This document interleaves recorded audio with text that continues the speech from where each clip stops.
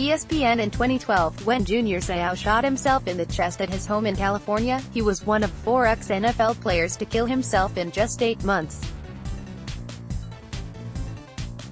Even his method of suicide followed an established pattern. He shot himself in the chest to preserve his brain for future study, just as former Chicago Bears cornerback Dave Duerson had done 15 months earlier. There's something especially cruel about the fact that Junior Seau lived long enough to know so much about CTE, despite playing in the days when "shake it off and get back in there" was the kind of advice you could expect from a doctor. Players of his era only learned the true irreversible horror of what they'd done to their brains long after they'd already done it. Seau died at 43. Incredibly, he spent 20 years in the NFL, playing all of them before any meaningful concussion protocols were instituted. For my generation, he was probably the first former player to commit suicide while memories of his playing days were still vivid. Certainly, he was the biggest star to go down that road. Seau's fame as a personality transcended football, especially to anyone who lived in the San Diego area between 1991 and 2010 or so, where his face and name were unavoidable, even during the years he spent playing for Miami and New England. Seau, the new documentary about Junior Seau, debuts Thursday on ESPN, ESPN's new streaming platform.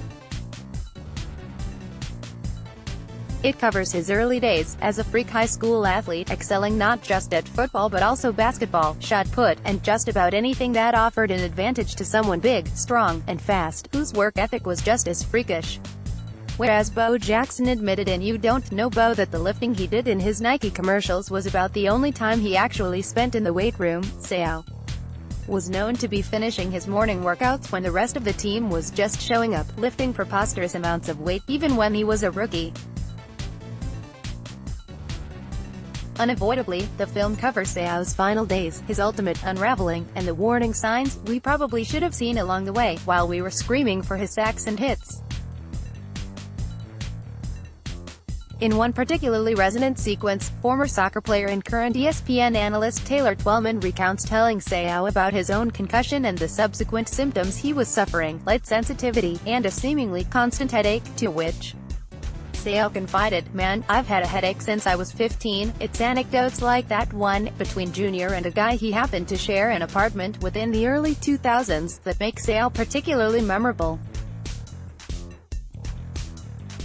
Being able to dig up those kinds of nuggets is a particular skill, a skill at which Seau's director, Kirby Bradley, a veteran sports doc producer, seems to excel. Normally the difficulty with a documentary is that people don't film every day of their lives. You sort of have to piece it together after the fact from the spotty public record.